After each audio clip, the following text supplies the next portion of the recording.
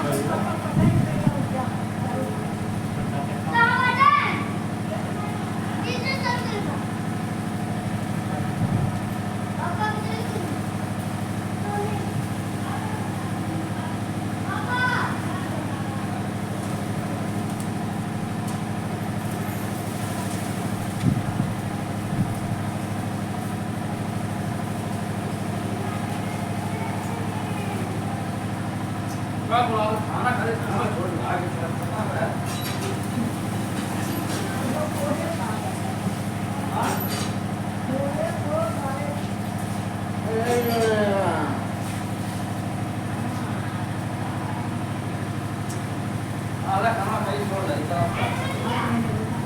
हाँ सही है, खाली करते हैं खाली बोलो जाए चालू होता है, चालू है। राधे राधे राधे राधे राधे राधे और सही कीजिए। राधे राधे राधे राधे राधे राधे भाई, राधे राधे राधे राधे सही कीजिए। राधे राधे ठीक, राधे राधे राधे राधे राधे राधे। रघुकुल तिलक श्री जानकी नाथ भक्तों, कमल नयन सूर्य पाद पद्माभ्यभिन्नम, बुधवर बहुमान्य राघवाचार्य वरे, विनहित मन संतम श्रीधरार्यं भजामि। विश्वाय वासुदेवाय हरे परमात्मने, प्रतिक्लेशनाशाय गोविन्दाय नमो नमः। मंदारमूले वदनाभिराम, बिम्बाधरे पूरितमेरुनादम्,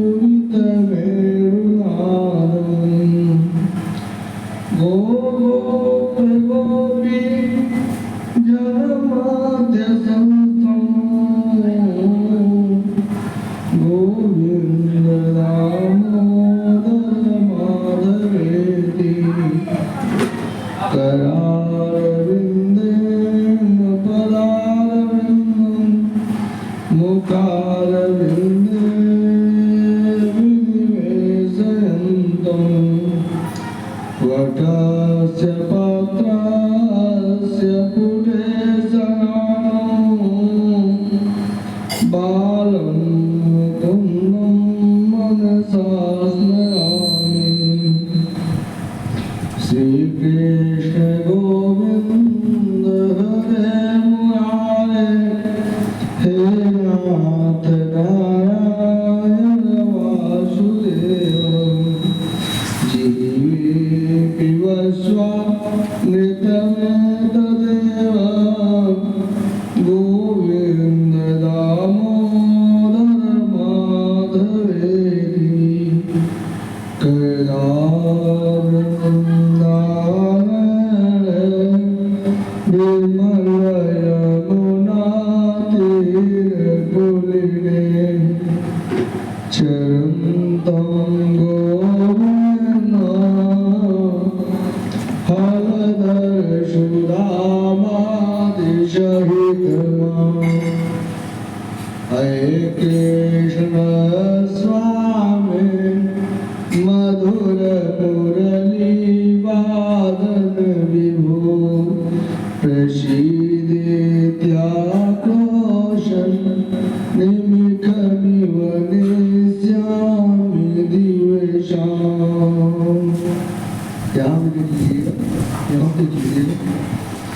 ठीक है। राम कथा के रसिकवर तेज पुंज कपिल आय सुआसन लीजिए भक्त राज मति श्रीमद् भागवत कथा शिव व्यास कृत कथाय अनुसार प्रेम सहित आसन ग्रहं आवहु पवन कुमार बंदौ गणपति शिव शिवा शारद जननीयं विघ्न रहित पूर्ण करो श्री हरि कथा प्रसंग कहियं दंडवत प्रभु तुम्हारी गाँव कर जोर बार बार राधे रमण सुरति करायो विविध विप्र बुध गुरुचरण बंदौ दो कर जोर हुई प्रसन्न पुरवहु सकल कथा मनोरथ बेनिसी पावन परम देनी से प्रचार स्वर्ग नसेनी हरि कथा नरक निवारणिया कलमल पाप विनाशिनी श्रीमद् भागवत कथा में मम हियाय विराजं सुख सारद केशनी बंदो नंद यशोधरी रोहि सुत बलराम वसुदेव अनुदेव की शत शत बार प्रणाम शत शत बार प्रणाम बोलिए वृंदावन बिहारी लाल की राज राजेश्वरी राधे रानी सरकार की श्रीमद् भागवत महापुराण की। कल कहाँ तक कथा चली थी? संध्या को याद है कुछ?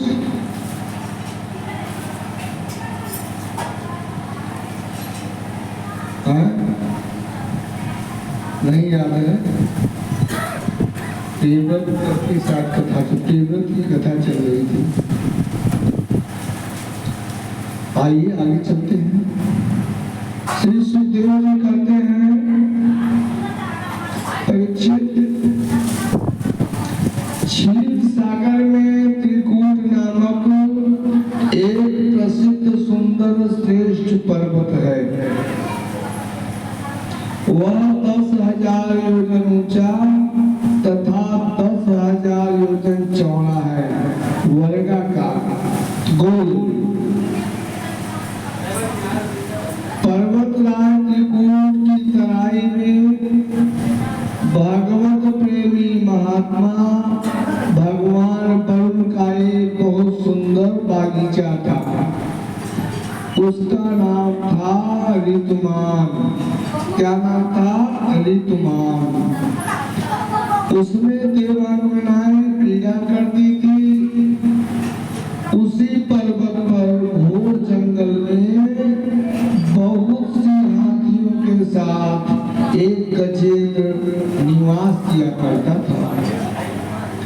वह बड़े बड़े हाथियों का सरदार था। एक दिन वह उसी पर्वत पर अपनी हथिनियों के साथ मद से मस्त होकर विचरण कर रहा था।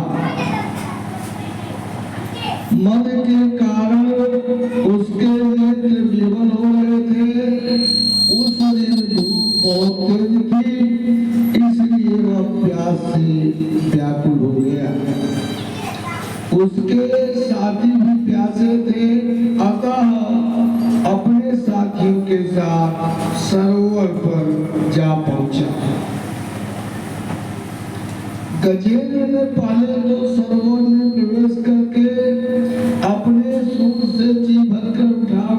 जल पिया, फिर उस जल में स्नान कर अपनी थकान मिटाई और दूर में जल भरकर अपने साथ की हथनियों और बच्चों को नहलाने लगा। गजेंद्र जिस समय बेखबर होकर अपने समूचे परिवार के साथ उस अथाह सागर जलराशि में क्रीड़ा का आनंद ले रहा था कि दैववश प्रारब्ध की प्रेरणा हुई। गजेंद्र एक बलवान ग्राह द्वारा ग्रसित हो गया, यानी पकड़ लिया गया। गजेंद्र ने ग्राह के पकड़ से मुक्त होने के लिए अथक प्रयास किया, बहुत प्रयास किया, लेकिन उसका प्रयास निष्फल रहा। दोनों में अंततः युद्ध प्रारंभ हो गया। अब युद्ध प्रारंभ हो गया तो कभी गजेंद्र भारी पड़ता, तो कभी गजेंद्र पर ग्राह भारी पड़ता। इस प्रकार युद्ध करते करते 1000 वर्ष गुजर गए। दोनों बलवान अपने अपने बलाबल का प्रयोग करते करते अंत तो थक गए। इंतजार करते करते उनकर गजराज के सारे परिवार सहित समस्त बंधु बांधव घर को जा चुके थे। धीरे धीरे करके एक एक कर जलचर के परिक्षेत्र में पड़ने के कारण गजराज का धीरे धीरे मनोबल जो था क्षीण होने लगा। आखिर में घबरा कर जब अपना साथ देना बंद कर दिया तो सहायता के लिए अपने परिजनों की तरफ आशा भरी नजरें घुमाई तो क्या हुआ, उसने देखा कि सभी जा चुके थे। अंततः थकार कर अपने बल पौरुष शरीर परिवार सुचिंतकों पर गर्व और भरोसा करना एक भ्रम समझा। भैया यही हाल हम सबकी है।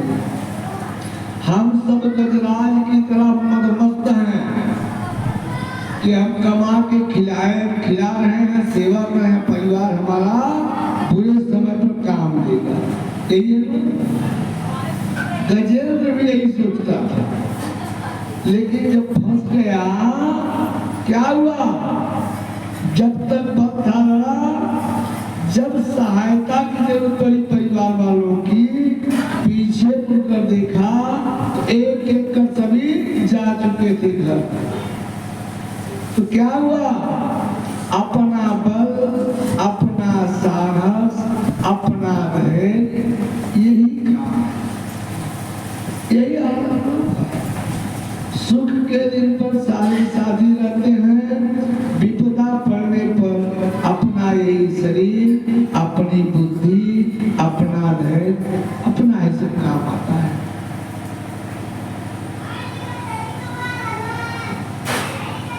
अब गजराज का पैर भी जमीन से उठकर अथाह गहरे जलराज की तरफ धीरे धीरे फिसल रहा, सरक रहा। ग्राह पूरी जोर लगाकर जल की गहराइयों में उसे खींचे जा रहा था। गजराज के चारों तरफ अब मौत ही मौत नाच रही थी। सिंह दोनों आंखों में उसके आंसू छलछलाए। तत्काल अपनी सूंड से एक सुंदर कमल का डंठल सहित फूल लिया और ऊपर की ओर आकाश में उठाकर रोने लगा। नारायण अखिल गुरु भगवान नमस्ते, चिल्लाने लगा, हे प्रभु, अब तक तो अपने बल, पौरुष, धैर्य, विवेक का हमें गर्व था, परिवार वालों का गर्व था, कितना लंबा चौड़ा हमारा 1000 परिवार है।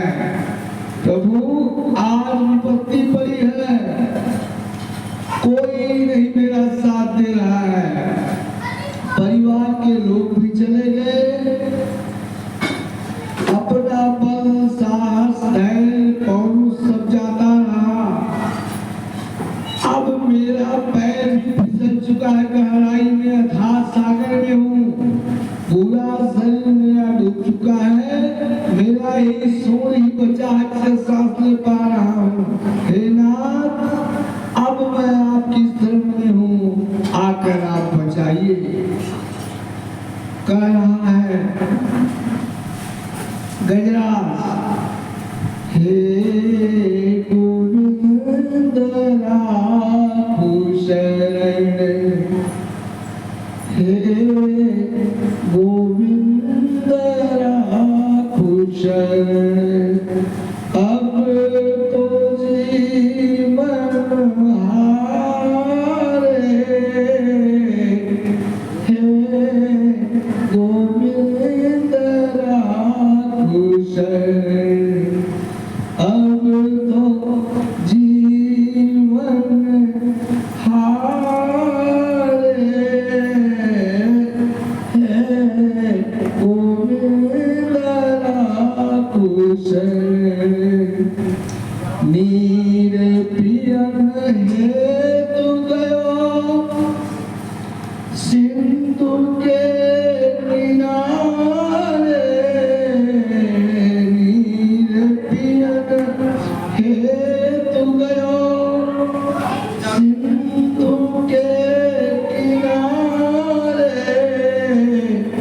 सिंधु बीच ग्राम बसतु, सिंधु बीच ग्राम बसतु।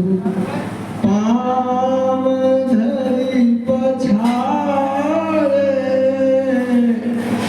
चारि पहर युद्ध भयो, चारि पहर युद्ध भयो। ले गयो मझधारे, हे गोविंद राखो शरण। अब तो जीवन हारे, हे गोविंद राखो शरण।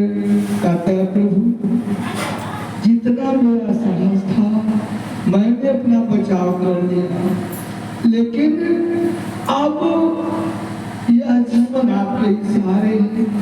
नाथ, अब चाहे हमें उबाल लो, चाहे डुबो दो।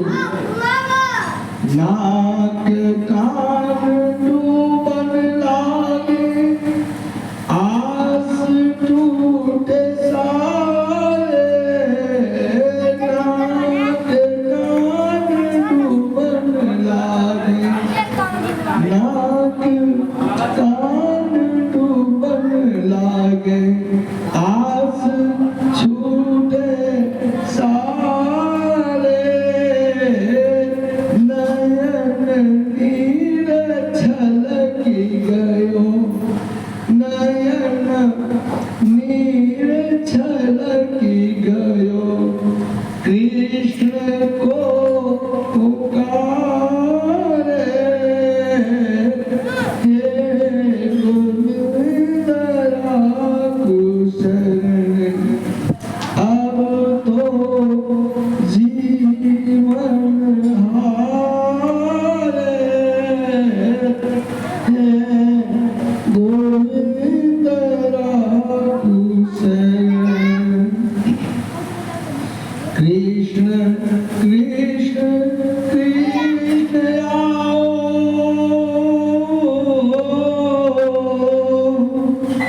कृष्ण कृष्ण कृष्ण आओ। धाई धाओ प्यारे, कृष्ण कृष्ण कृष्ण आओ। धाई धाओ प्यारे, तेरे करत फेर भई, तेरे करत फेर भई। स्वामी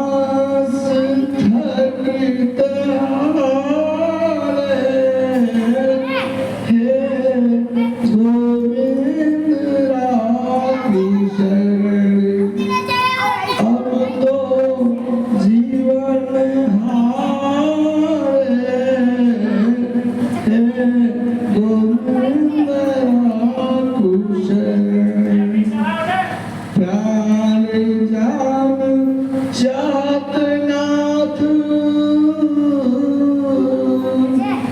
प्राण ज्ञान चातनाथ सिंधु के मधारे राग पाँव खींच रहे हो राग पाँव खींच रहे हो डूबन चाँद हारे हे गोविंद राखू शरण अब तो जीवन हारे हे गोविंद राखू शरण द्वारिका के नाथ आसु द्वारिका के नाथ आसु तेरी एक प्यारे अब तो जीवन तेरे हाथ अब तो जीवन तेरे हाथ गज हम हैं हारे हे गोविंद राखू शरण अब तो जीवन हारे हे गोविंद राखू शरण गोकुल में साथ गयो जब आप होकर भगवान के शरणागत होकर गजराज भगवान को पुकार रहा था तो गजराज की आह भरी आवाज भगवान तक पहुंची गोकुल में शब्द गयो नंद के द्वारे गोकुल में शब्द गयो नंद के द्वारे गरुड़ पीठ बैठ कृष्ण गरुड़ पीठ बैठ कृष्ण एक पल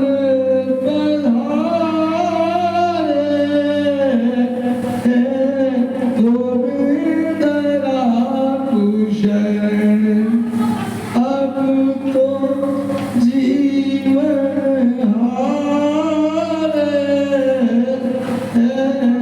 गोविंद राखू शरण सिंधु बीच गाढ़ मारी गज को बारो सिंधु बीच ग्राह मारी गज को बारो कृष्ण कृष्ण कृष्ण कृष्ण कृष्ण रटो प्यारे हे गोविंद राखू शरण अब तो जीवन हारे हे गोविंद राखू शरण गजनाथ की आग पुकार पर भगवान प्रकट हो गए और ग्राह को मार करके गजराज के प्राण की रक्षा की बोले राम कहलाल की श्री राधे सरकार की श्री श्याम जी महाराज की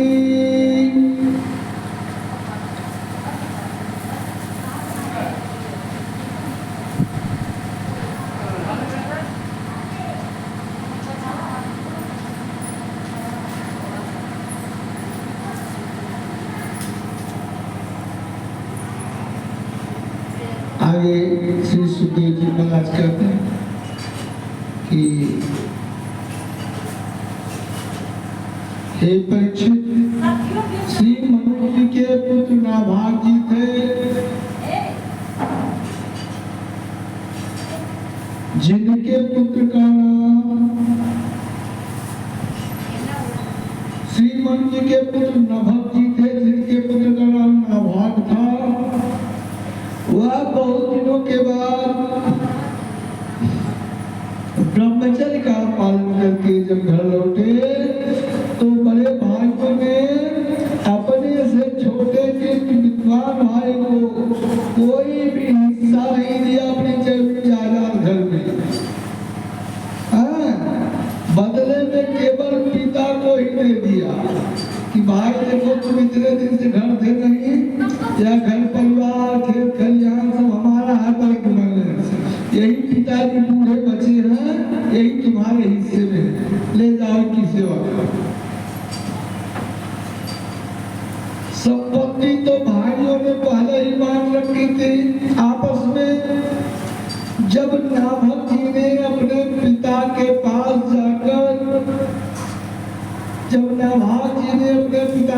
जाकर कहा कि पिताजी मेरे भाइयों ने मेरे हिस्से में आपको दिया है, तो पिता ने कहा बेटा तुम उसकी बात न मानो लोगों की, ये बड़े बुद्धिमान हैं। ऐसा करो, अंगिरस गोत्र के ब्राह्मण इस समय बहुत बड़ा यज्ञ कर रहे हैं, परंतु मेरे विद्वान पुत्र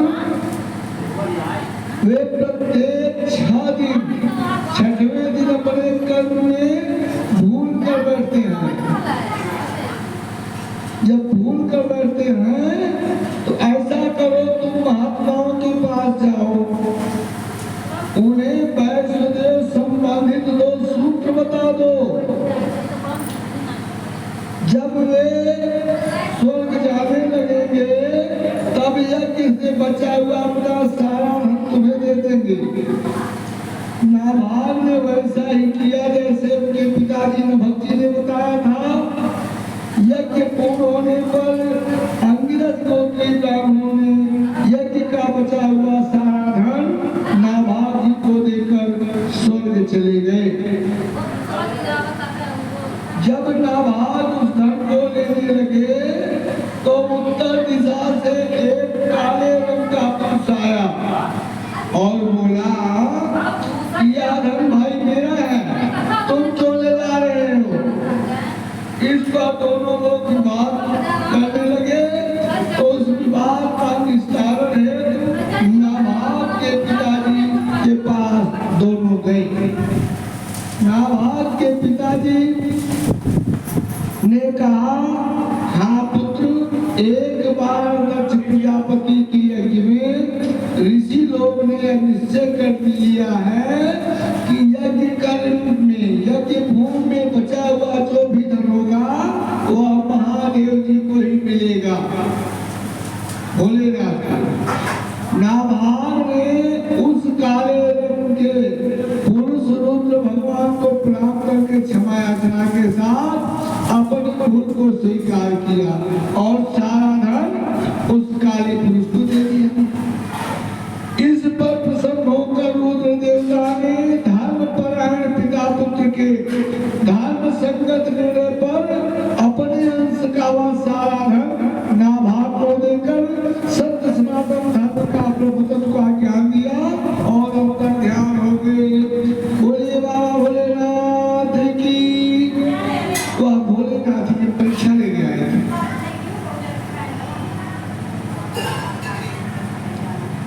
अब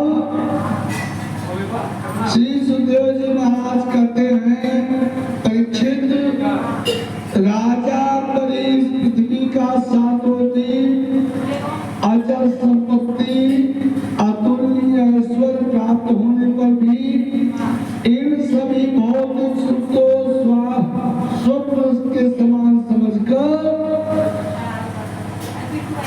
उससे इस संपत्ति से उस स्नेह नहीं करते थे। वह जानते थे यह सब 4 दिन की चांदनी है, फिर अंधेरी रात। जानते थे इसके सिवा कुछ भी नहीं है। एक बार उन्होंने अपनी पत्नी के साथ भगवान श्री कृष्ण की आराधना एक वर्ष तक द्वादशी प्रधान एकादशी व्रत करने का संकल्प नियम ग्रहण किया। जो हम लोग एकादशी एकादशी चिल्लाते हैं, इससे पहले महाद्वादशी व्रत के नाम से जाना जाता है। एकादशी व्रत का महत्व तब है जब द्वादशी में, ठीक, इसीलिए दसवीं जब एकादशी आती है तो नहीं रहेगा, और द्वादशी में रहती है तो बहुत फल आएगा। अब यह दोनों प्राणी थे व्रत, महाद्वादशी का व्रत समाप्ति होने पर कार्तिक महीने में उन्होंने 3 रात्रि तक उपवास किया, जागरण, और एक दिन यमुना जी में स्नान करके मधुबन में श्री कृष्ण भगवान की पूजा की। ब्राह्मणों को भोजन कराकर जब उन लोगों के घर पर 60 करोड़ गौए सिंह को सोने में और खुद को चांदी में मिलाकर वस्त्र हाथ से सुसज्जित कर दुहनी और मथनी के साथ भिजवा। जब सभी ब्राह्मणों का यथोचित सत्कार हो गया तो ब्राह्मणों से आज्ञा लेकर व्रत का पालन करने की तैयारी की। पारण जानते हैं, व्रत करने के बाद जब भोजन लिया जाता है वही पारण है ना। उसी समय दुर्वासा ऋषि महाराज का आगमन हुआ। जब दुर्वासा ऋषि भी आए अम्बरीश जी के यहाँ, अम्बरीश जी ने दुर्वासा ऋषि का स्वागत किया, आसन दिए बैठने के लिए। लिख रहे हैं गोस्वामी तुलसीदास जी बाबा भी कर रहे हैं कि सादर चरण सरोज पखारे अति पुनीत आसन बैठाए, नारी सहित मुनि पद सिरुनावा,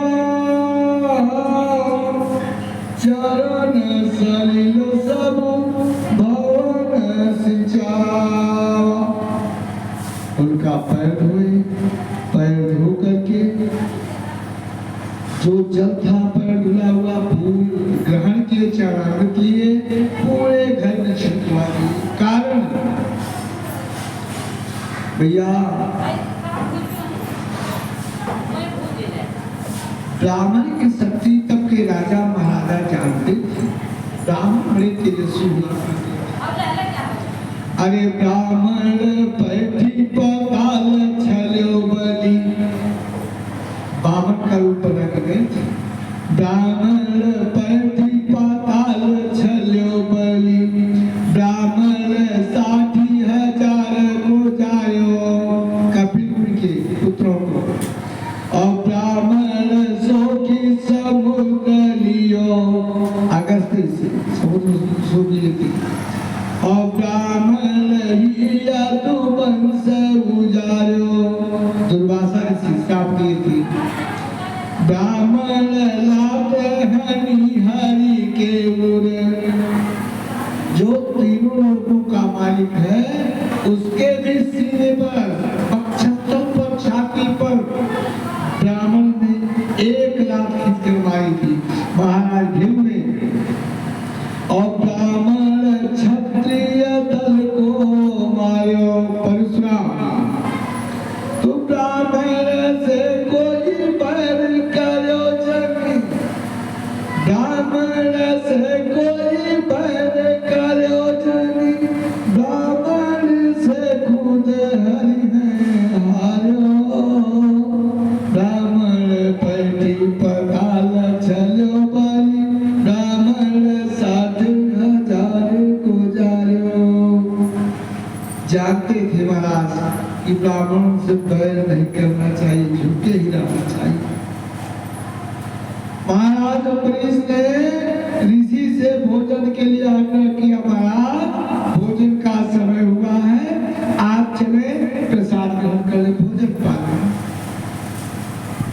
तो श्री दुर्वासा जी ने कहा हाँ ठीक है भाई, हम आपका यह आतिथ्य स्वीकार करते हैं, निमंत्रण स्वीकार है, लेकिन थोड़ा कुछ आवश्यक कार्य कर लूं, उससे निवृत्त हो जाऊं तो मैं आ रहा हूं, थोड़ा नदी पे जा रहा हूं, अभी मैं आ रहा हूं स्नान आदि करके। चले गए नदी तक दुर्वासा ऋषि महाराज। और इधर द्वादशी तिथि मात्र घड़ी भर रह गई थी, 1 घंटा बचा था पारण का समय, बस समाप्त हो जाता पारण। एकादशी का सभी व्रतों में पारण का विशेष महत्व होता है, और एकादशी के व्रत में तो क्या कहा। अब राजा अम्बरीश ने ब्राह्मणों से सलाह लेकर केवल जल ग्रहण किया। जब सलाह देखी 1 घंटा समय बाकी है और अभी महाराज जी का कहीं नामो निशान नहीं आने का, दिखाई नहीं पड़ रहे हैं, समय बीत जाएगा पारण का तो हमारा जो व्रत है भंग हो जाएगा। तो उन्होंने ब्राह्मणों से सलाह लिया, महाराज क्या करें इसी दशा में। ब्राह्मणों का पैसा कीजिए महाराज, अन्न ग्रहण कीजिए, जल पीजिए तो पारण हो जाएगा।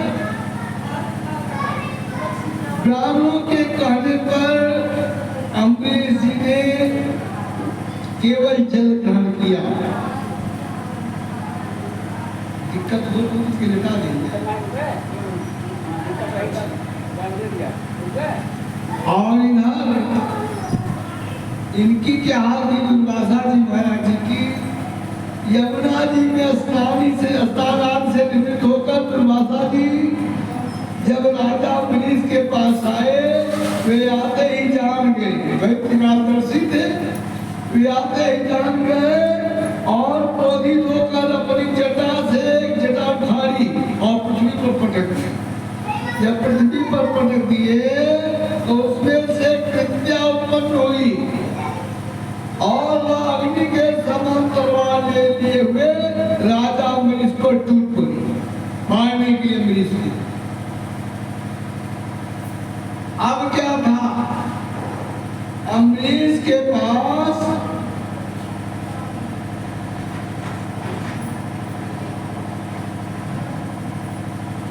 अब था ही क्या बेचारे की।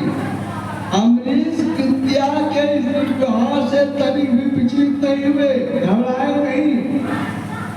भगवान श्री हरि अपने भक्तों की रक्षा है पहले ही सुदर्शन चक्र को नियुक्त कर रखे हैं। अगर हमारे भक्त को कोई सताता है तो तुम जाकर के उसकी रक्षा करना। अब क्या था, जैसे ही कृत्या बड़ी सुदर्शन चक्र ले आकर दुर्वासा ऋषि की भेजी हुई कृत्या को जला करके राख कर दिया।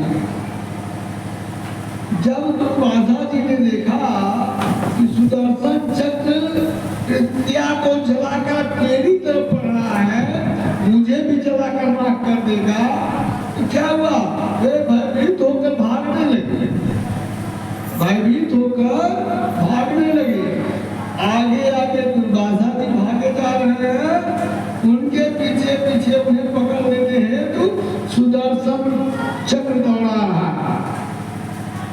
दुर्वासा जी बेचारे ब्रह्मलोक में गए, ब्रह्मा जी के पास शरणागति ली, कहे महाराज हमारी रक्षा कीजिए।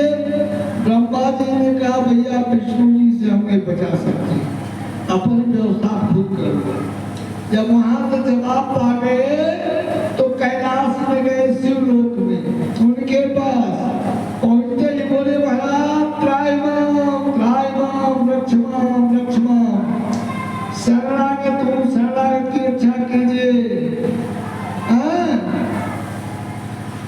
अब क्या है, भोलेनाथ ने कहा क्या हुआ, उन्होंने कहा तस्य विश्वेश्वरस्येदं सहस्रं दुर्विक्रमिणः तमेव शरणं याहि हरिस्ते संविधास्यति।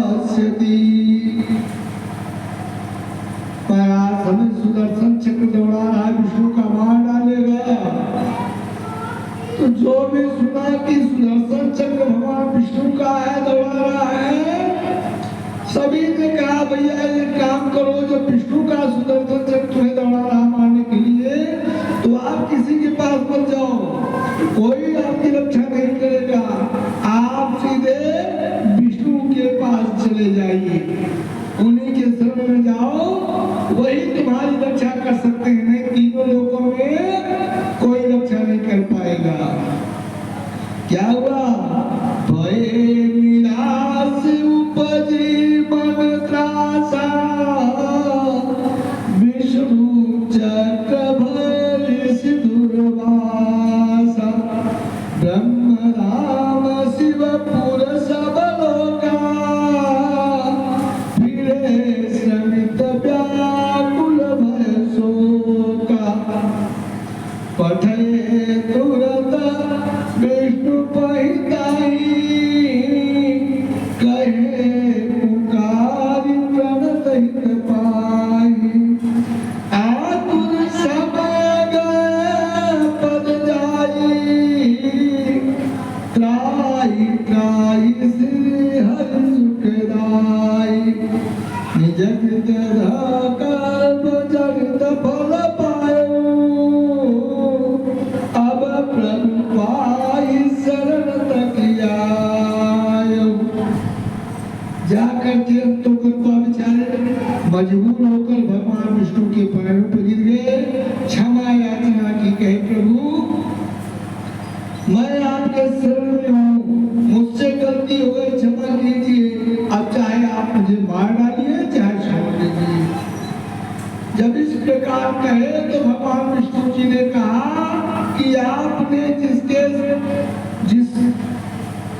जिसके साथ पाप किया है, जिसको आपने सताया है, जिसके प्रति आपने क्रोध किया है, उसी के पास जाइए, तभी आपको शांति मिलेगी।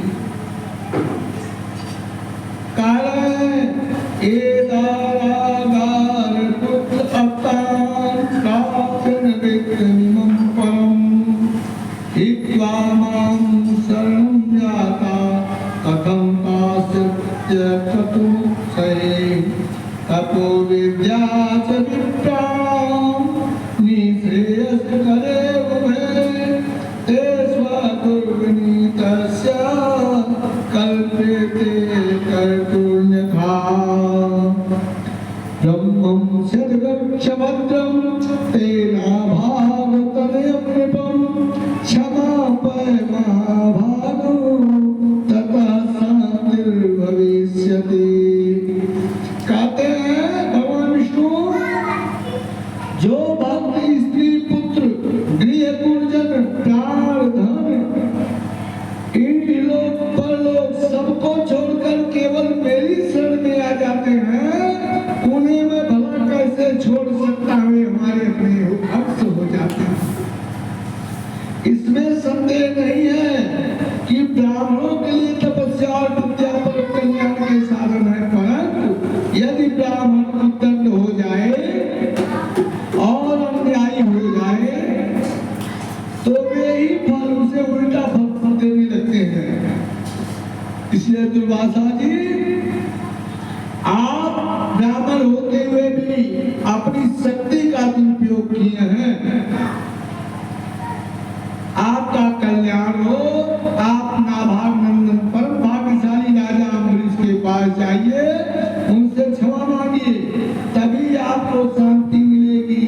दुर्वासा जी निराश मन से लौटकर पुनः वापस आकर राजा अम्बरीश का पैर पकड़ लिए। राजा अम्बरीश ने द्रवित होकर भगवान श्री हरि जी से निवेदन किया, दुर्वासा जी को शांति मिली। दुर्वासा जी जब से भागे थे तब से राजा अम्बरीश ने भोजन नहीं ग्रहण किया था। जब से दुर्वासा भागे सुदर्शन चक्र के से तो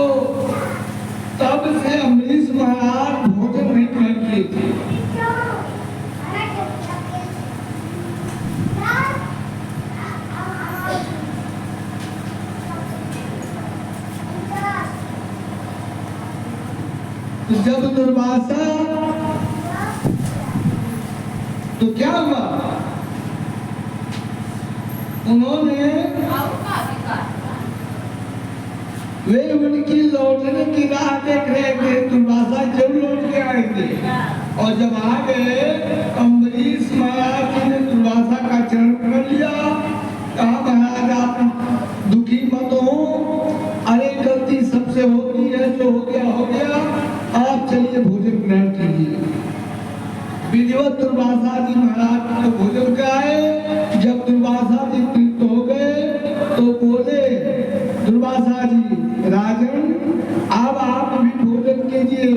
राजा परीक्षित सुखपूर्वक पृथ्वी के भौतिक सुखों का उपभोग करके समय आने पर अपने ही समान भक्त पुत्रों पर राज्य का भार सौंपकर स्वयं वे वन को चले गए। बोले वृंदावन कहलाए की श्रीमद् भागवत महापुराण की।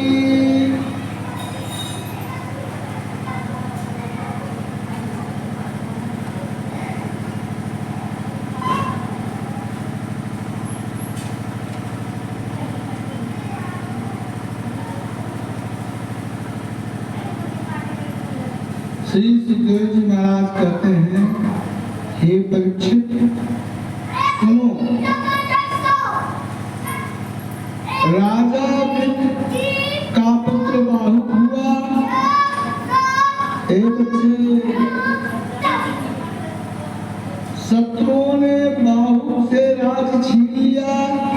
तब वह अपनी पत्नी के साथ वन में चले गए। वन में जाने के बाद बुढ़ापे के कारण बाहु की मृत्यु हो गई।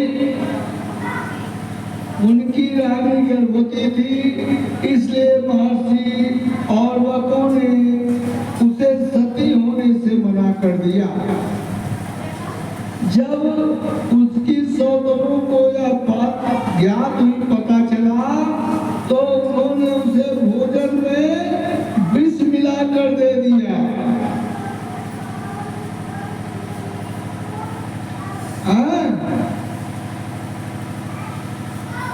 कारण कि वह गर्भवती थी, जब विष मिलाकर दे दिया, कारण यह था कि जितनी उनकी और पत्नियां थी, उनके भी संतान नहीं थी और उनके संतान थी। राजा बन गए, वे सब सोच रही हैं कि अगर इनके संतान हो जाएगी तो वही राजा बन जाएगा पुत्र, इसलिए इस सौगन का सम्मान ज्यादा होगा, इनका पुत्र राजा बन जाएगा। तो इस कारण से सोची न रहे कि मांस न बाजेगी बंसी।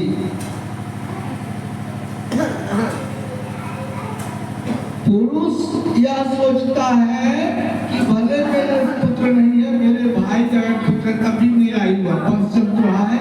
इन स्त्रियों में ऐसा नहीं होता, उन्हें बर्दाश्त होता हो तो हमारे ही सौगन का पुत्र बर्दाश्त नहीं करता। सबका ऐसा नहीं होता, सब माताएं कैसी नहीं होती। अरे जो होती है उनके लिए मैं कह रहा हूं, कथा कह रही है।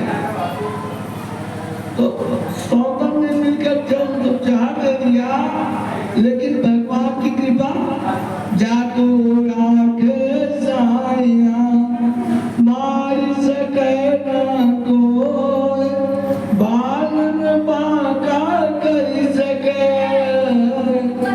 जो जगे वही हो। या भगवान कृपा, उनका गर्भ नहीं गिरा, नुकसान नहीं हुआ, विष का प्रभाव गर्भ तक नहीं पहुंचा, बल्कि विष को लिए हुए एक बालक का जन्म हुआ। बालक जो पैदा हुआ वह विषैला था। विषैला होने के कारण उसका नाम क्या पड़ा? सगर। गर मतलब होता है विष, गर का मतलब होता है विष। वह बालक विषैला हो गया था जान के कारण, इसलिए उसका नाम सगर पड़ा। राजा सगर चक्रवर्ती सम्राट थे,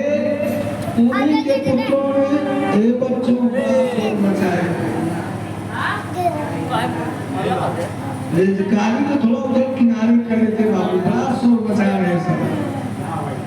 चल चल चल चल चल चल चल चल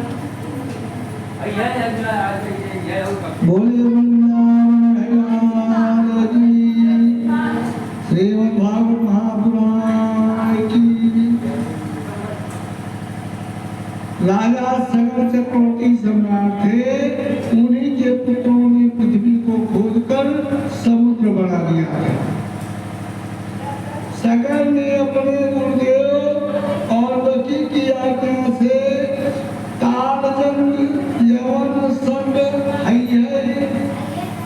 वर्बल आदि जाति के लोगों का वध नहीं किया, बल्कि उन्हें विरूप बना दिया था। विरूप। इसके बाद अश्वमेध यज्ञ के द्वारा संपूर्ण वेद देवता में आप सर्वशक्तिमान श्री हरि जी की आराधना की। उस यज्ञ का घोड़ा चुराकर श्री कपिल मुनि के आश्रम में जाकर बांध दिए। महारानी सुमित के 60,000 पुत्रों ने घोड़ों की तलाश में गर्भवश अपने घमंड से 60,000 भाई हैं, सारी पृथ्वी को खोद डाला और खोदते खोदते पूर्व और उत्तर से के ईशान कोण पर जब गए खोदते पृथ्वी को, तो कपिल मुनि का आश्रम दिखाई पड़ा। आश्रम में वह घोड़ा बंधा हुआ था। अब कपिल मुनि के आश्रम में अपना यज्ञ का घोड़ा बंधा देख करके इनको सब बड़ा क्रोध आया। राजा सगर के 60,000 पुत्रों को इन्होंने कहा कि हमारा चोर है, बनने के लिए साधु बना हुआ है, देखिए मेरा घोड़ा ला के यहाँ बांधा हुआ छुपा के। कहते हुए दौड़ पड़े मारने के लिए, चिल्लाने लगे मार डालो, यह पापी है। तेजी से मार डालो का शोर सुनकर कपिल मुनि का ध्यान टूटा और उन्होंने जब पलकें खोली, उसी समय तक का 60,000 सगर के पुत्र सब जलकर वही राख हो गए, राधे राधे हो गए। बोले वृंदावन राधे की, राधे सरकार की, श्रीमद् भागवत महापुराण की। अब यह तो 60,000 पुत्र राजा सगर के जलकर राख हो गए। राजा सगर के दूसरी पत्नी का नाम केसरी था, उसके गर्भ से असमंजस नामक पुत्र हुआ।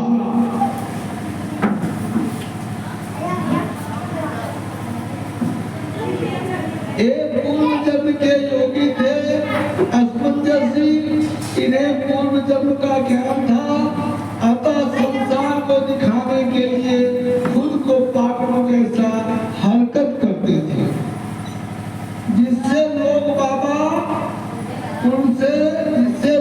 संसार के लोग, परिवार के लोग ममता न रखें। यहाँ तक कि खेलते हुए बच्चों को उठा कर वे क्या करते, सरजू नदी फेंक देते। और जब वे लड़के डूब के मारने लगते, ताली बजा करते थे। संसार को दिखाने के लिए सब उसको पागल कहने लगे, पापी कहने लगे। तथा अपने पिताजी को दिखाकर वे बन चले गए। अब क्या हुआ, जब बालकों को फेंक देते थे, बालक मर जाते थे, यहाँ तक कि सब इनके आतंक डर गए। जब देखे पूरे समाज में हमारी निंदा हो गई है, तो इन्होंने क्या किया, एक दिन जितने बालक मर गए जिन्होंने सब फेंका था, सबको जीवित कर दिया। अपने पिताजी को दिखा दिया, पिताजी देखे तो जीवित है, कलंक नहीं है आपके ऊपर। और सब जो बालक जिनके थे उनको सौंप दिए, भाई ले जाओ अपने बच्चों, बहुत सौंप कर और छोड़ दिए इलाका। लोग बहुत मना के गए नहीं थे।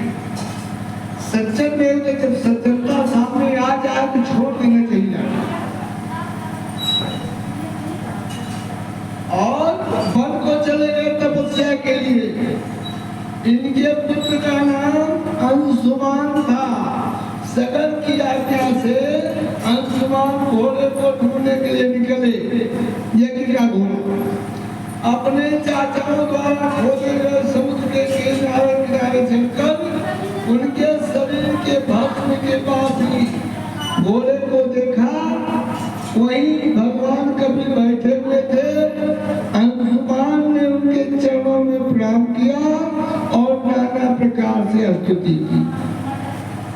श्री कपिल जी ने कहा, बेटा यह घोड़ा तुम्हारे बाबा का है, यह यज्ञ का पशु है तुम्हारे, इसे तुम ले जाओ। तुम्हारे चले हुए चाचाओं का उद्धार मुक्ति केवल गंगा जी ही कर सकती है, इसके सिवा दूसरा और कोई उपाय है नहीं।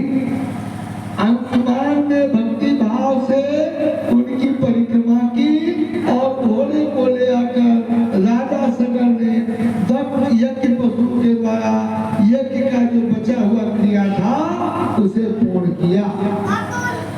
अंशुमान ने गंगा जी को लाने बहुत वर्षों तक घोर तपस्या की, परंतु तपस्या का कोई सफलता उन्हें नहीं मिली। दिलीप के पुत्र भागीरथ थे, उन्होंने बहुत बड़ी तपस्या की। उनकी तपस्या से प्रसन्न होकर श्री गंगा जी ने दर्शन दिया। बोली, पुत्र पर मांगो।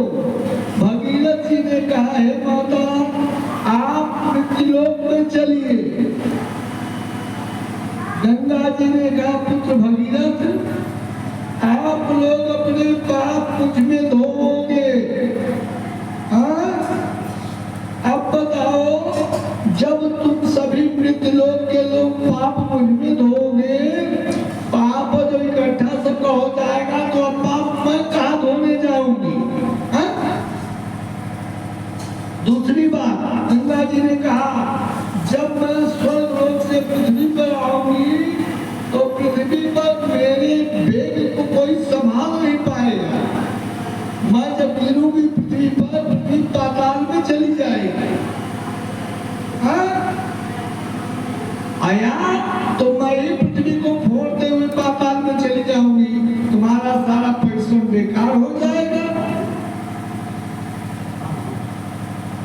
तो इस विषय पर विचार कर लो कि मेरे वेग को कौन रोकेगा।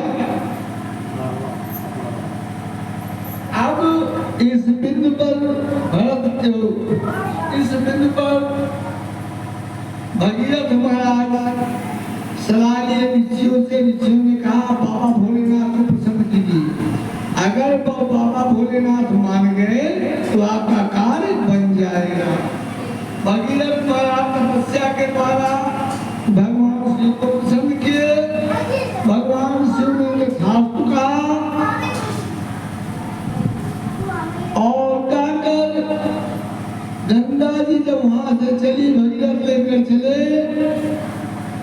तो गंगा जी के बेग को बाबा भोलेनाथ अपने सिर पर धारण कर लिए। उसके बाद गंगा जी को भगीरथ जी राख का ढेर में अपने पितरों के पास उस स्थान पर ले गए, वहां पर उनका उद्धार हुआ। बोले वृंदावन कहलाने की, श्री गंगा मैया की, श्री भगीरथ महाराज की, श्रीमद् भागवत महापुराण की। आइए थोड़ा सा जिंदगी के तरफ देख ले, भगवत भक्ति की तरफ फिर आगे बढ़ा जाए। जिंदगी के किराए का घर है, जिंदगी के किराए का घर है, एक न एक दिन बदलना पड़ेगा।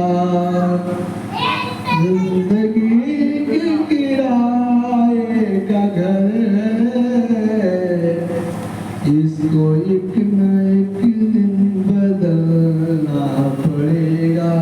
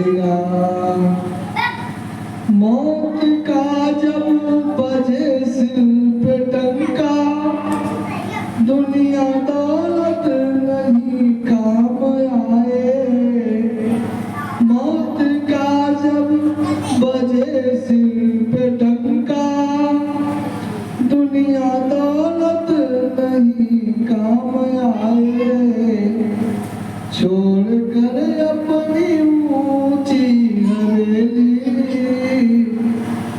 छोड़ कर अपनी ऊंची हवेली,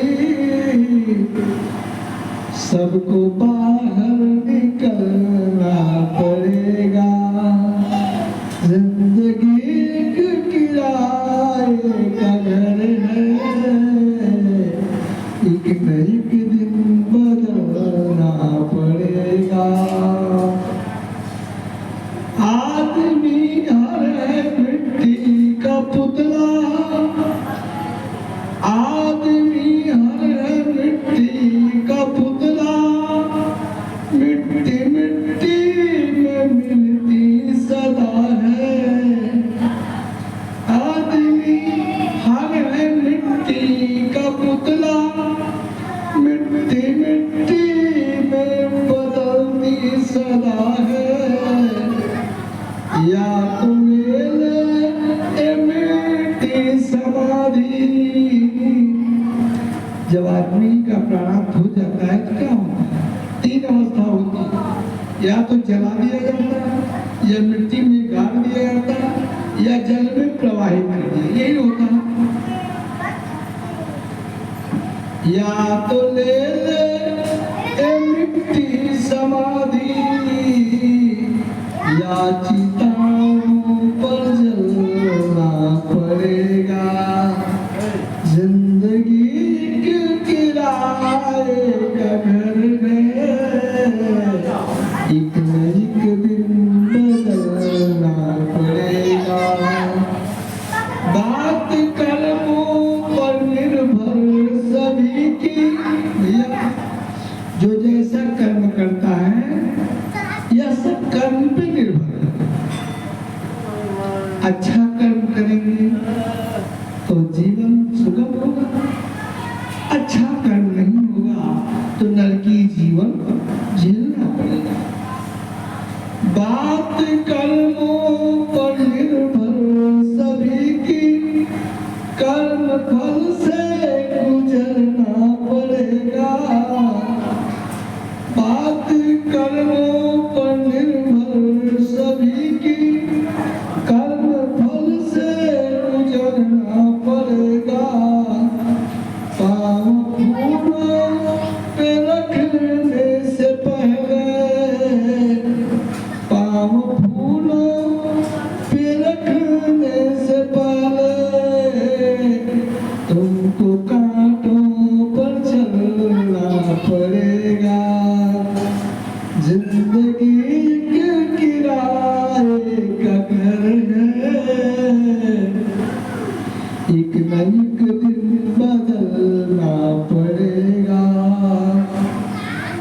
मेरी बातों का इत्बार कर लो, मेरी बातों का इत्बार कर लो, वरना ये दिल तुझे जिंदगी भर, मेरी बातों का इत्बार कर लो, वरना ये दिल तुझे जिंदगी भर। मोमबत्ती सा जलते ही रहना, मोमबत्ती सा जलते ही रहना, कतरा कतरा पिघलना पड़ेगा। कतरा कतरा पिघलना पड़ेगा। जिंदगी के किराए का घर है, एक न एक दिन बदलना पड़ेगा। दुनियादारी है पल भर का सपना, जो हम रिश्ते नाते पर परिवार खेल खलिहान क्या है, यह पल भर का सपना है भैया, पल भर का सपना। दुनियादारी है पल भर का सपना, जो उलझ कर समय खो रहे हो। दुनियादारी है पल भर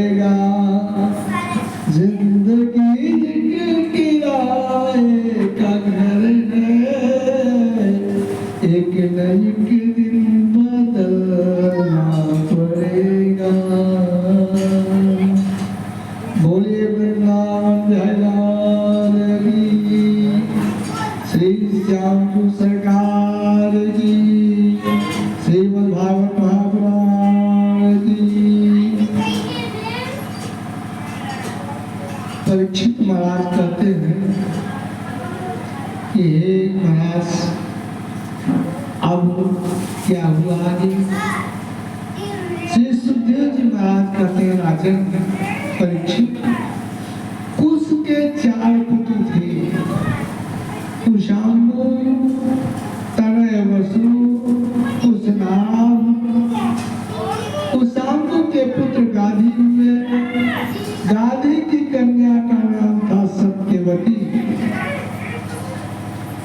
ऋचिक ऋषि ने सत्यवती को गाधी से मांगी, परंतु गाधी ने उनको योग्य पर न समझकर कहा, हम कुशिक वंशज हैं, अतः यह संभव नहीं है, हम आपको नहीं देंगे।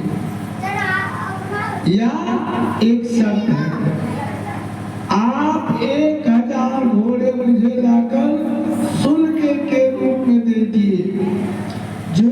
जो ऐसे घोड़े हों जिनके शरीर क्या हो, सफेद हो, लेकिन उनका एक के कान कैसा हो, सांवला हो। घोड़े पूरे सफेद हो लेकिन एक कान सांवला हो। ऐसा 1000 घोड़ा लाकर मुझे दीजिए, तब मैं अपनी बेटी आपके साथ ब्याह करूंगा। इतना सुनकर वरुण जी के पास जाकर वैसे ही घोड़े लाकर दे दिए। आज जब घोड़े दे दिए तो सत्यवती के साथ उनका विवाह हो गया। एक बार महर्षि ऋचिक से उनकी पत्नी और सास दोनों ने पुत्र प्राप्ति के लिए प्रार्थना की। बड़ी बढ़िया कथा है, ध्यान दीजिएगा। दुर्भाग्य की सास को तो दोनों की संतान नहीं थी। एक ही बेटी थी सत्यवती, इनको ब्याह दिया, पुत्र था ही नहीं। और सत्यवती को भी उसमें पुत्र नहीं था। माँ बेटी दोनों बिना पुत्र के थी, पुत्रहीन थी। तो क्या हुआ कि सत्यवती ने अपने पति से प्रार्थना किया, महाराज ये बताइए, आपके रहते हुए मैं पुत्रवती न बनूं तो मेरी कोख पवित्र कैसे होगी? विवाह का धर्म है ना, आप कोई उपाय कीजिए जिससे मैं पुत्रवती बनूं। तो ऋषि ने कहा, ठीक है, हम कल पूजा पे बैठेंगे, आपके लिए खीर बनाएंगे, वह खीर तुम खा लेना, बड़ा सुंदर पुत्र होगा। अब यह बात उनकी संयोग से बैठी, चर्चा चल रही थी कि उनकी माँ ने कहा, बेटी दामाद इतने बड़े ऋषि हैं, उससे कहकर कोई उपाय कर ले, पुत्र हो जाए तुझे।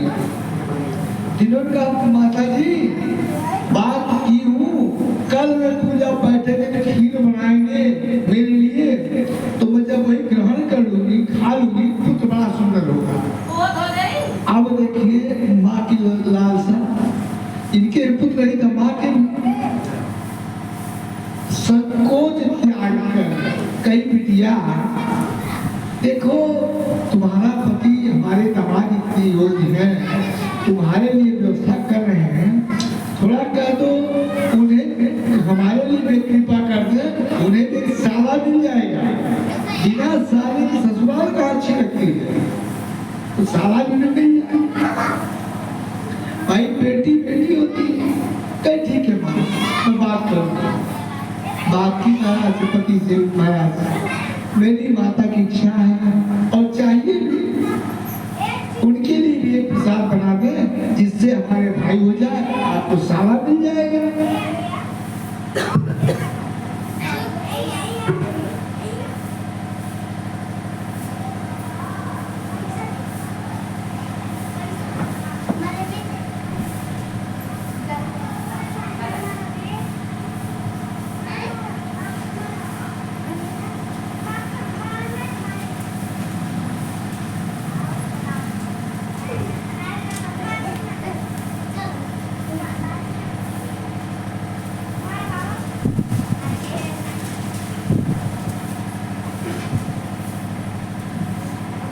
तो कहे ठीक है, प्रातः काल हुआ और बैठे पूजा पे हवन किए। तो उसी में दो बात हो गई, खीर तैयार के मंत्रों द्वारा, एक सास के लिए एक पत्नी के लिए खीर तैयार करके और पत्नी से कहे देखो या खीर तैयार है, या तुम्हारी माँ के लिए है या तुम्हारे लिए है, मैं थोड़ा जा रहा हूँ, अभी गंगा जी से वापस आ रहा हूँ नदी से।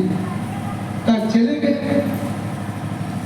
यह बेचारी बड़ी खुशी, भाई बेटी माता को बोला कि माता इधर आओ, कहीं हाथ दिया कर देखे खीर तैयार है प्रसाद, यह हमारा है यह तुम्हारा है, अभी आएंगे देंगे। अब देखिए माताएं बुरा न मानेंगी, कुछ न कुछ कमी तो होती ही है। कारण पुरुष वर्ग से माता लोग ज्यादा चालाक होती है, बहुत चालाक, और वही चालाकी गड़बड़ कर देती। यह सोची, देखिए सगी बेटी अपनी सगा दामाद है, ये भरोसा नहीं। यह सोची कि देखो उनका पति है, मैं कितना तो उसकी माँ ही हूँ ना, कहीं ऐसा हो अपनी पत्नी के लिए खूब सुंदर बनाए हो और हमारे लिए वैसे बनाओ काला कलर का पैदा हो जाए, लाओ बदल देती है। उस कटोरे को बदल दी। बेटी वाला अपना झमकनी खा ली और अपना वाला बेटी को ले दी। बेटी ऐसी रहा है खाना। आज जब ऋषि वापस आए, स्नान करके त्याग जो भी करने गए थे, वापस आए तो कह रहा कटोरा दे दो, खाओ आपने पसंद, कहीं हम तो खा लिए तो कौन खाएगा, तो अपना कटोरा दिखाई देती कि देखिए ये कटोरा। कह रहे पूरी सत्यानाश हो गया, अरे तुम्हारा भाई तुम्हारे कोख में आकर जन्म लेगा। अरे राम राम, सब उल्टा पुल्टा हो गया। अब क्या हो गया?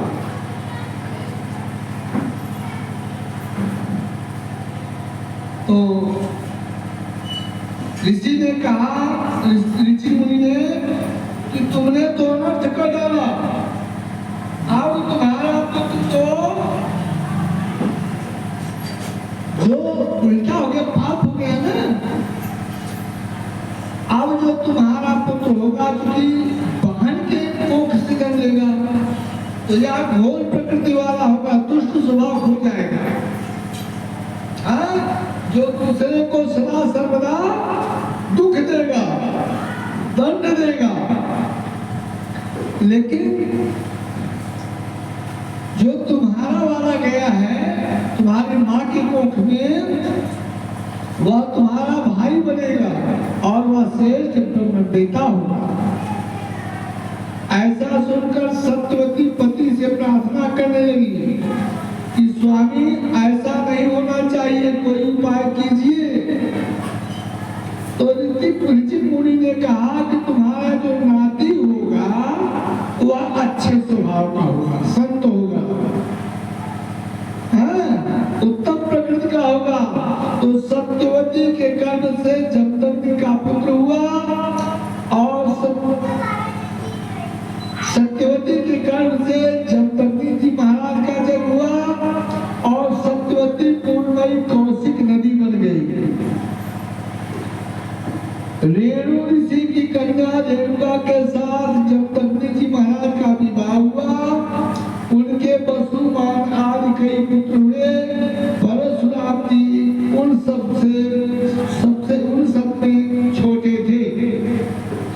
वंश का मालिक अर्जुन था, वह दत्तात्रेय जी को प्रसन्न कर 1000 भुजाएं और कोई भी शत्रु पराजित न कर सके वरदान प्राप्त कर लिया था। वह सूक्ष्म से सूक्ष्म बड़े से बड़े रूप धारण कर लेता था, सभी सिद्धियां उसे प्राप्त थी। वह संसार में वायु की तरह सभी जगह आ जा सकता था, बेरोक टोक निर्भय होकर विचरण करता था। एक बार यही शास्त्रा बाहु अर्जुन बहुत ही सुंदर स्त्रियों के साथ नर्मदा नदी के जल में विहार कर रहा था। उस समय मद से उन्मत्त होकर सहस्त्राबाहु अर्जुन ने अपनी बाहों से नदी के धारा को रोक लिया था। वही पास ही लंका के राजा रावण का शिविर लगा था।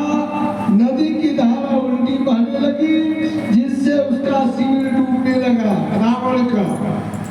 जब रावण उसके पास जाकर भला बुरा कहने लगा, तो सब स्त्रियों के साथ ही खेल खेल में रावण को वह पकड़ लिया और अपनी राजधानी महिष्मती में लाकर उसे बंदर के समान बंदी बना लिया। बाद में पुलस्त जी के कहने पर सहस्त्राबाहु अर्जुन ने रावण को छोड़ दिया था। एक दिन सहस्त्राबाहु ने संयोग से दैववश शिकार खेलते खेलते जंगल में जमदग्नि जी के आश्रम में जा पहुंचा। आश्रम में कामधेनु रहती थी। जमदग्नि मुनि ने आश्रम में पधारे सहस्त्राबाहु अर्जुन के सैनिकों, मंत्रियों सहित समस्त नौकरों का सत्कार किया। परंतु लौट कर जाते समय सहस्त्राबाहु अर्जुन ने जबरदस्ती कामधेनु को उसके पछड़े सहित अपनी राजधानी महिष्मती ले आया। जब परशुराम जी को पता चला, तो उन्होंने अपना फरसा लेकर मारने के लिए महिष्मती चल पड़ी, सहस्त्राबाहु को मारने के लिए। अभी वे अपने नगर महिष्मती में प्रवेश कर ही रहा था कि परशुराम जी पहुंचकर सहस्त्राबाहु सहित समस्त सेना को काट डाला। पिता के मर जाने पर उसके 10,000 पुत्र डरकर भाग गए। बछड़े के साथ कामधेनु को लौटाकर अपने आश्रम पर परशुराम जी ले आए। यमदग्नि जी महिष्मती का हाल सुनकर बहुत दुखी हुए। एक सार्वभौम राजा का वध ब्रह्म हत्या से बढ़कर मानकर परशुराम जी पिता की आज्ञा से तीर्थाटन हेतु चले गए। एक वर्ष तक तीर्थ यात्रा करके अपने आश्रम पे आ गए। एक दिन परशुराम जी की माता रेणुका गंगा जी के तट पर गई हुई थी। वहां उन्होंने देखा कि गंधर्व राज चित्ररथ अपनी अप्सराओं के साथ विहार कर रहा था। वह जलक्रीड़ा करते हुए गंधर्व राज को देखने लगी। इधर पतिदेव के देवार्चन हवन का समय हो रहा था। वह इस बात को भूल गई कि पति के लिए पूजा है, जल ले जाना है। उनका मन कुछ चित्ररथ पर आकर्षित हो गया। हवन का समय व्यतीत हो गया। भैया इसीलिए कहते हैं, देखिए हर चीज मर्यादा होती है। कभी भी महिलाओं को घर से बाहर नहीं जाने देना चाहिए। इतने बड़े ऋषि की पत्नी बताइए, हो गया ना। आज जब पूजा का समय हवन व्यतीत हो गया, उन्हें याद आया, हे राम राम राम, पतिदेव नाराज होते होंगे, देर हो गई। जब जल लेकर आई, तो जल का कलश ऋषि के सामने रखकर हाथ जोड़कर खड़ी हो गई। ऋषि ने अपनी पत्नी का मानसिक विचार जान लिया। ध्यान लगाए देखे कि हो या कहीं इसका दिमाग गलत जगह पहुंच गया। उन्होंने क्रोध में आकर कहा, व्यभिचारम मुनिर्जात्वा पत्न्याः प्रकृतो ब्रवीत्, धनतैनां पुत्र का पापावित् युक्तास्तेन चक्रे। ऋषि ने कहा, मेरे पुत्रों, इस पापी को मार डालो। परंतु उनके किसी पुत्र ने उनकी आज्ञा को स्वीकार नहीं किया। पिता की आज्ञा से परशुराम जी ने अपनी माता के साथ समस्त भाइयों का भी सिर काट डाला। जो भाई पिता की आज्ञा नहीं माने तो उनका भी सिर काट डाला, माँ का भी सिर काट डाले। परशुराम जी महाराज इस पर यमदग्नि जी बहुत प्रसन्न हुए और परशुराम जी से वर मांगने के लिए कहा कि बेटा तुम्हारी पुत्र भक्ति से मैं प्रसन्न हूँ, कोई वर मांगो। और जब इस प्रकार यमदग्नि जी महाराज परशुराम जी से वर मांगने के लिए कहे तो परशुराम जी वर मांग रहे पिताजी से, वरण छन्दयामास प्रीता सत्यवती सुता पप्रे हतां रामोऽपि जीवितं च स्मृतिं वहे। परशुराम जी ने कहा, हे पिताजी, मेरी माता सब मेरे भाई जीवित हो जाए, उन्हें इस बात का ज्ञान न हो, पता न चले कि मैंने उन्हें मारा है। कारण रही मन धागा प्रेम का, मत तोड़े वो चटकाए, टूटे से पुन ना जुड़े, जुड़े गांठ पर जाए। परशुराम जी जानते थे अगर मेरी माता मेरे भाइयों का पता चलेगा कि मैंने उनका सिर काट डाला है तो लाख प्रीति जताएंगे जीवित होने पर, लेकिन कहीं कहीं दिल में उनके थोड़ा सा गांठ बनी है। इसलिए पिताजी से निवेदन किए, हे पिताजी, अगर आप प्रसन्न हैं मुझ पे तो मेरी माता और मेरे सारे भाई जीवित हो जाएं, लेकिन जो यह घटना घटी है उन्हें याद न रहे तो मैंने उन्हें मार डाला था। बोले वृंदावन लाल की, श्रीमद् भागवत महापुराण की। श्री सुखदेव जी महाराज कहते हैं कि परीक्षित, एक दिन परशुराम जी अपने भाइयों के साथ आश्रम से बाहर वन की ओर गए थे। वो उस समय यह अवसर पाकर बैल साधने के लिए महिष्मति के राजा शास्त्राभाव अर्जुन के पुत्रों ने आकर अपनी यज्ञशाला में बैठे महर्षि जमदग्नि जी का सिर काट लिया और माता रेणुका के निर्दयता को निवेदन करने को अवसर कर दिया। रेणुका रोने लगी, जोर जोर से परशुराम जी को पुकारने लगी। परशुराम जी ने दूर से ही माता की चीख पुकार की आवाज सुनी। वे शीघ्रता से आश्रम में आए और इस दुखद घटना से अवगत हुए। दुखी होकर रोने लगे। अपने पिता के शव को अपने भाइयों को सौंप कर स्वयं अपना फरसा उठाकर महिष्मति में गए। वहां पर शास्त्राभाव अर्जुन के पुत्रों के सिरों को काट करके नगर के बीचों बीच में बहुत बड़ा पर्वत बना दिए। अपने पिता के पद का निमित्त बनाकर उन्होंने उन अताई क्षत्रियों का 21 बार पृथ्वी से संहार किया था। 21 बार पृथ्वी पर कोई क्षत्रिय नहीं लगे, इतना काट डाले से कोई नहीं बचा। 21 बार क्षत्रिय भी पृथ्वी को करके कुरुक्षेत्र के समस्त पंचक में ऐसे ऐसे 5 तालाब बना दिए जो रक्त के जल से भरे हुए थे। अब भाई एक तो क्षत्रिय तो थे, अगर पूरी पृथ्वी की क्षत्रिय को 21 बार काट डाले तो खून की नदियां बह, अब वह रक्त कहाँ रह जाए? तो उन्होंने गड्ढा बनाया, 5 बड़े बड़े गड्ढे बनाए। सभी क्षत्रियों का कुरुक्षेत्र में सभी क्षत्रियों के खून यार उसमें इकट्ठे हो गए, जिससे कहा आज भी कुरुक्षेत्र की जमीन लाल है। आज भी लोग जाते हैं पवित्र स्थल है ना दर्शन करने, तो देखते हैं आज भी वहां जमीन लाल है। अब क्या हुआ? परशुराम जी अपने पिताजी का शीश लाकर धड़ से जोड़ दिया। यज्ञों के यजन के प्रभाव से जमदग्नि जी महाराज स्मृति के रूप में संकल्पित शरीर को प्राप्त हो गए। परशुराम जी ने सम्मानित होकर सप्तऋषियों की श्रृंखला में जुड़ गए। परशुराम जी महाराज सप्तऋषियों में हैं